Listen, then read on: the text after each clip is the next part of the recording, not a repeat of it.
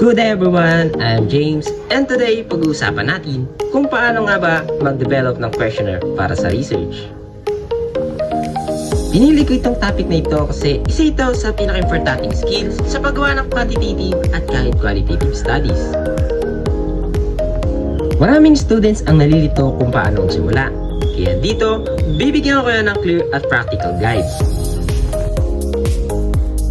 And take note, kung maayos ang questionnaire, mas valid at reliable ang data. Kaya crucial na alam natin ang tamang proseso. Paano nga ba ang pag-identify ng variables at objectives? And ano-ano nga ba ang mga variables? Meron tayong independent, dependent, mediators, and moderators. And dapat align ang mga questionnaire items sa research objectives. Halimbawa, objective, sukatin ng stress level ng college students.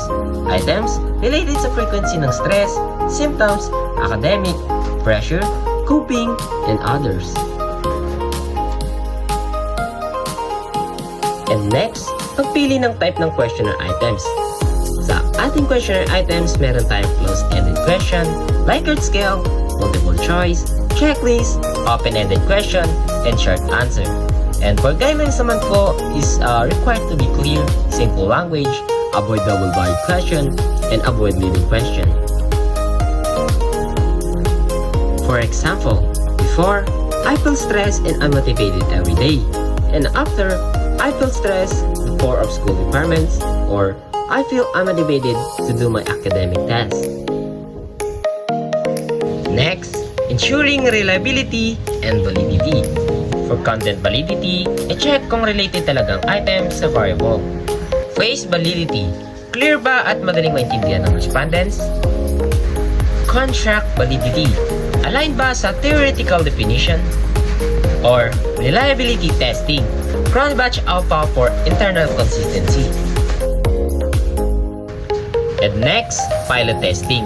Magkakandak tayo ng pilot test sa 10 to 30 respondents and observe, may confusing ba na question, mahaba ba masyado, may irrelevant items, or after pilot test, revise the questionnaire.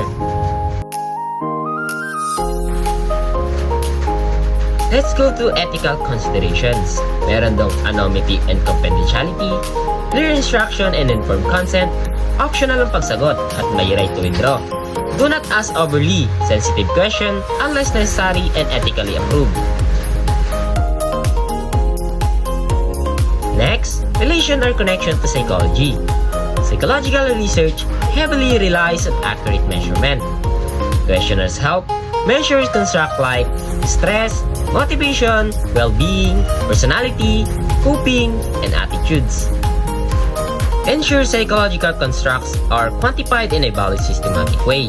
Without proper questionnaire development, psychological research becomes unreliable. And for the conclusion, to sum up, ang pag-develop ng questionnaire ay dadaan sa 4 na major step. Pag-identify ng variables, pagsulat at clear ng valid item, pilot testing, at ethical consideration. Kapag maayos ang design ng questionnaire, mas credible ang findings ng research mo. Sana nakatulong ito. That's where this video ends. I hope you learned something with me. Don't forget to like and subscribe. Again, I'm James, your Stats Babe of the Year. I'm about to get up on that ass right